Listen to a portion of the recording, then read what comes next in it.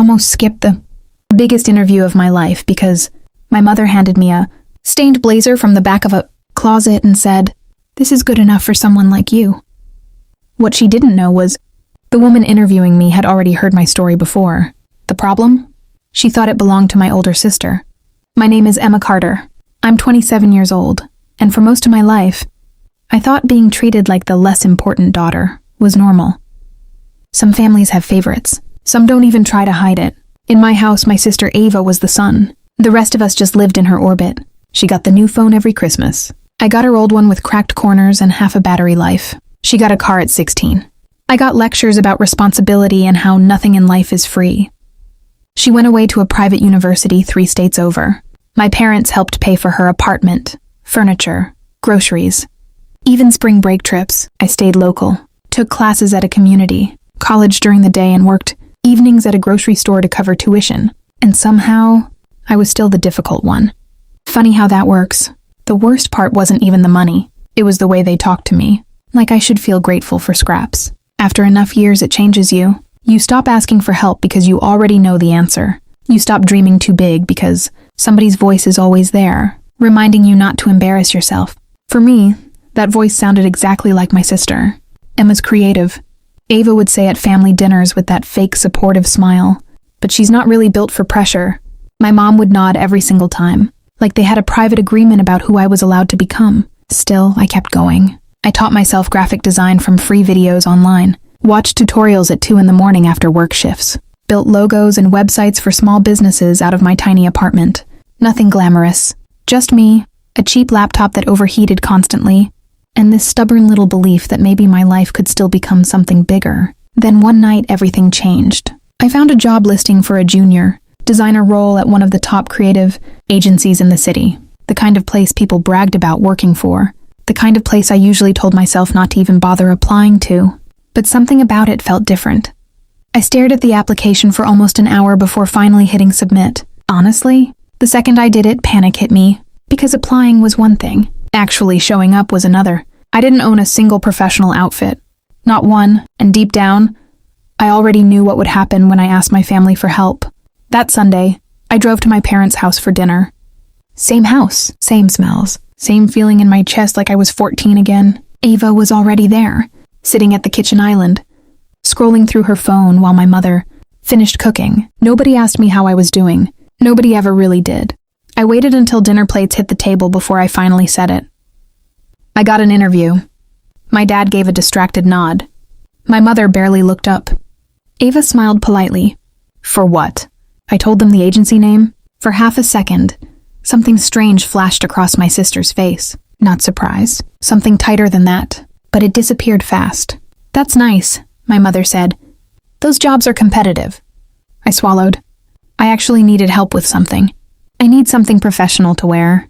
The room went quiet. Not shocked quiet. Annoyed quiet. My mom sighed like I'd asked for something unreasonable. "Well," she said slowly, "Ava probably has something in the closet you can use." Ava looked down at her drink. "Maybe. I don't really need anything expensive," I said quickly. "Just something simple." That's when my mother laughed softly. Not mean enough to call out directly, just enough to make you feel small. "Emma," she said, "you should focus more on getting the job than pretending. You already belong there." That line stayed with me, because that was always the game in my family. Ava belonged. I was pretending. After dinner, my mother disappeared into the hallway closet and came back holding a wrinkled beige blazer and black pants hanging from a wire hanger. The outfit looked old enough to have survived a recession. "Here," she said. "This should work." I took it anyway. What else was I supposed to do? Back at my apartment, I laid the clothes across my bed and immediately realized the pants were way too big. The blazer smelled like dust and old perfume. I checked the tag. The style had to be at least 15 years old. I stood there staring at it, feeling stupid for even trying. Maybe they were right. Maybe people like me didn't walk into buildings like that. Maybe talent didn't matter when you looked like you didn't belong. If you've ever felt that way before, you probably know exactly what I mean. That night, I almost canceled the interview 3 different times. Instead, I grabbed a sewing kit from my bathroom drawer and started fixing the outfit myself. I folded the sleeves inward, pinned the waist tighter, adjusted the pants as best I could. At 2 in the morning, I stood in front of my mirror under terrible bathroom lighting and looked at myself. I still didn't look confident. But I looked determined. And sometimes that has to be enough. The next morning, I took the subway downtown, carrying my portfolio in one hand and my fear in the other. The agency building was massive. Glass walls, marble lobby, the kind of place where everybody looked expensive. I changed in the restroom before the interview because I was too embarrassed to wear the outfit on the train. While fixing the blazer in the mirror, I noticed something strange stitched inside the collar. Not my sister's initials. My mother's. That blazer had never belonged to Ava. My mom lied, and for some reason, that bothered me more than the outfit itself. Because suddenly it didn't feel like hand-me-downs. It felt intentional, like humiliation dressed up as help. But what happened next changed everything. I walked into the interview room expecting judgment. Instead, the woman leading the interview stared at me for a long moment, then slowly stood up from her chair. She was probably in her 50s. Sharp eyes, calm voice, the kind of person who notices things other people miss. Her gaze dropped to the loose stitching near my sleeve, then back to my face, and something in her expression shifted instantly. Not pity, recognition. Without saying a word, she removed her own blazer and handed it to me. "Put this on," she said quietly. I froze. "I'm sorry?" "You heard me." The room went completely silent. My hands shook as I slipped it on. It fit perfectly, and then she said something I still think about to this day. "I had a feeling your sister would do something like this." My stomach dropped. I hadn't told anyone there I even had a sister, and in that moment, I realized my interview was no longer just an interview. It was the beginning of something much bigger, and I didn't realize it yet. But my sister had been using my life for years. I barely heard the rest of the interview after that comment. "Your sister." The words kept echoing in my head while I answered questions about branding, typography, and client campaigns. I tried to stay focused. I really did. But every few minutes, my brain circled back to the same thought. How did she know Ava? And why did she sound disappointed instead of surprised? Still, somehow I held it together. I talked through my portfolio projects, explained how I rebuilt a local bakery's website for almost no money, showed the nonprofit campaign I designed during community college. The woman leading the interview listened carefully to every word. Her name was Claire Donovan, founder of the agency, and unlike most people in my life, she actually looked at me when I spoke. Not past me, not around me, at me. That alone almost made me emotional. By the end of the interview, the two department managers thanked me and left the room. But Claire stayed seated. The silence stretched for a second. Then she folded her hands together and said quietly, "How long has your sister worked to make you feel small?" The question hit so hard I forgot how to breathe for a second. I laughed a little out of shock. "What?" "She talks about you," Claire said carefully. "Not directly, but enough." I stared at her. My heart was beating so hard it actually hurt. "My sister works here?" Claire's expression changed immediately. Not confusion. Concern, like she realized she had accidentally stepped into something serious. "You didn't know?" I shook my head slowly. And suddenly every strange moment from the past week replayed in my mind. The weird pause when I mentioned the agency name at dinner. The forced smile. The tension in Ava's voice afterward. She already knew. She had known the entire time. Claire leaned back in her chair. "Ava Reed is one of our senior strategists." For a second, the room tilted. Not physically, emotionally, like a puzzle piece finally snapping into place in the worst possible way. I left the building that afternoon wearing Claire's blazer over my old clothes because she insisted I keep it for now. Outside, cold wind hit my face, but I barely felt it. My sister worked there. Not only that, she worked directly above the department I'd interviewed for, and somehow she never mentioned it. That night, Ava called me, which almost never happened unless she wanted something. "So?" she asked brightly. "How'd the interview go?" "Good, I think." "That's great." A pause. "What company was it again?" There it was. That fake casual tone. Like she hadn't already known. I said the agency name anyway. Silence. Tiny, barely noticeable. But it was there. Then she laughed softly. "Oh wow, small world." Small world? I hung up 5 minutes later feeling sick to my stomach. Because deep down I already knew something wasn't right. I just didn't know how bad it actually was yet. 2 days later I found out. I was sitting in a coffee shop working on freelance edits when someone called my name. I looked up and saw Natalie. We'd gone to community college together years ago. Back when my life was split between classes and late-night work shifts. We started catching up, talking about work, clients, life. Then she casually asked, "Wait, you know your sister works at Mercer Creative too, right?" There it was again. That same feeling. Like everybody knew something except me. "Yeah," I lied carefully. "I found out recently." Natalie nodded. "She talks about her family story all the time there." My stomach tightened. "What story?" "Oh," Natalie shrugged. "The whole struggling through community college thing. Growing up poor, supporting her family while building her career." I went completely still. Every sound in the coffee shop faded into background noise, because that wasn't Ava's life. That was mine. I was the one who went to community college. I was the one working double shifts. I was the one wearing secondhand clothes while she got brand new everything. Natalie kept talking, unaware she had just shattered something inside me. "Honestly, people at the agency really admire her for it," she said. "Claire especially." I don't even remember leaving the coffee shop. I just remember sitting in my car, afterwards staring at my steering wheel while my brain tried to process what I'd heard. No, not heard, understood. My sister hadn't just hidden her job from me. She had taken my entire life story and worn it like a costume. And suddenly every weird thing started making sense. Why Claire looked at me strangely in that interview. Why she reacted to the blazer. Why she said, "I had a feeling your sister would do something like this."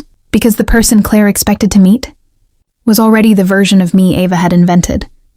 That's when everything shifted. I went home and searched my sister's employee profile online, and there it was.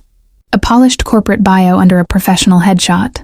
Raised in a financially unstable household, Ava learned early how to survive through creativity and hard work. I stopped reading. My hands were shaking too badly, but I forced myself to continue. Every sentence felt like somebody stealing pages directly out of my journal. Community college, working while studying, hand-me-down clothes, supporting family financially. Even the line about teaching herself design late at night. Mine, all of it was mine. Ava had taken every difficult part of my life and repackaged it into an inspiring success story for her career.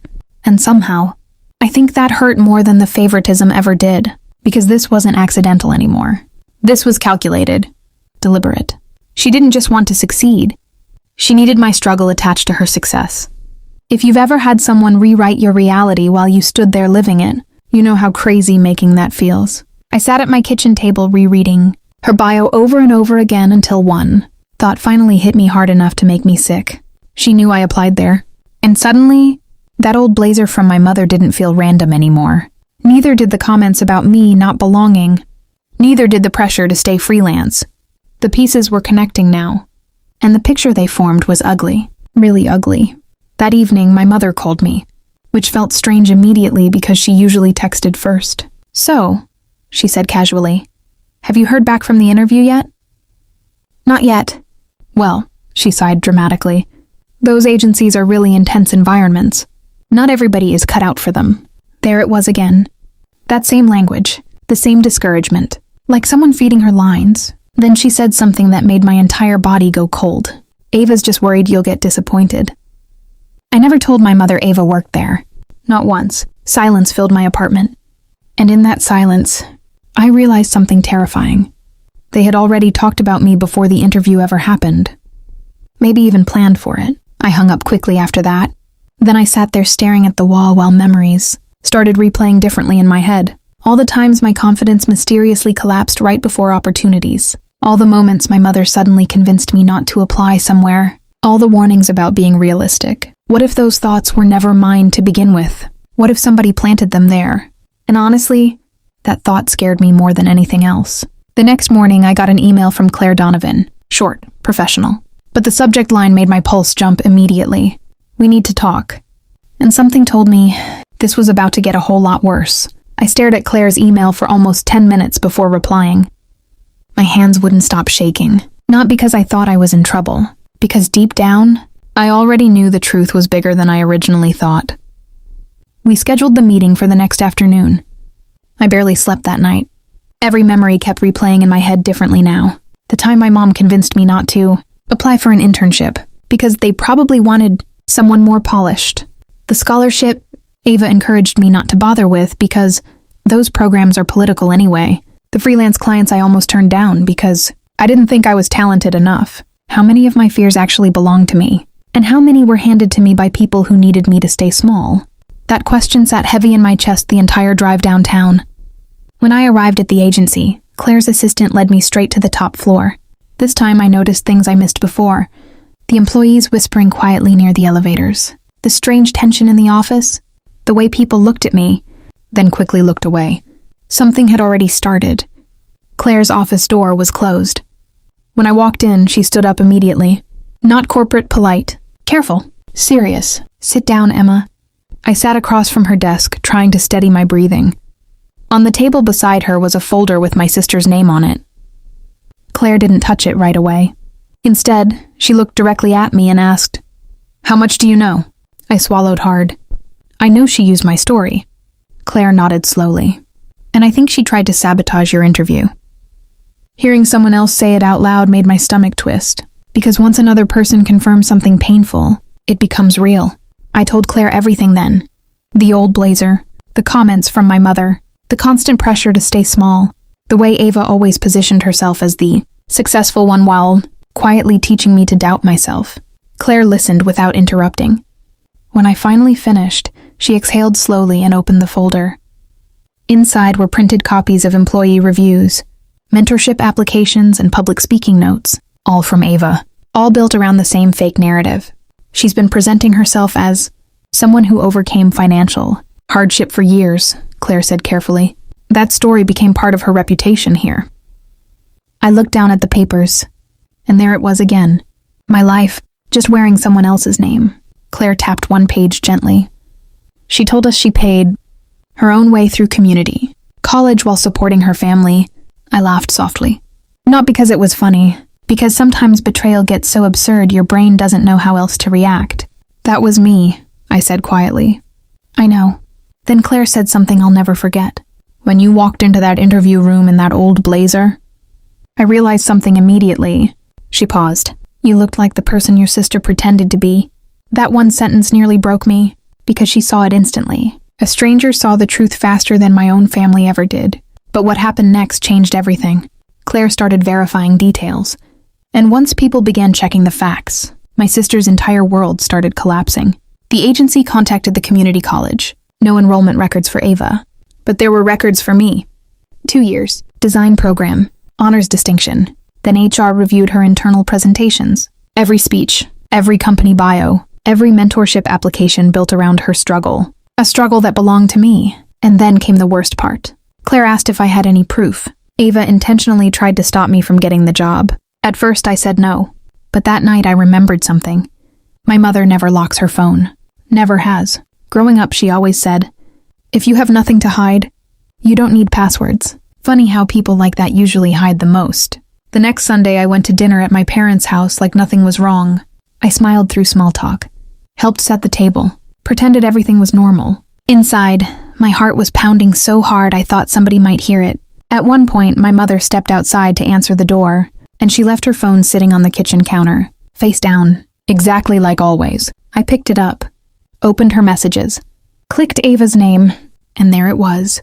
A text sent 3 days before my interview. "Don't let Emma buy a new outfit. If she walks in looking insecure, she'll ruin the interview herself." I stopped breathing. Below it was my mother's reply. "Don't worry. I handled it." I read those words over and over again. Not because I didn't understand them, because I did, completely. Every humiliation suddenly had fingerprints on it. The old blazer, the comments, the self-doubt. It wasn't random. It was coordinated. And somehow, that hurt more than anger ever could. I took screenshots fast before my mother came back inside. Then I sat through dinner like a ghost. My father talked about football. My mother asked if I wanted potatoes. And all I could think was, these people built an entire version of me designed to fail. The next morning, I showed Claire everything. She went completely silent while reading the screenshots. Then she leaned back in her chair and closed her eyes for a second. When she opened them again, her expression had changed. Not sympathy, disappointment, the kind reserved for people you trusted. "I'm handling this today," she said firmly.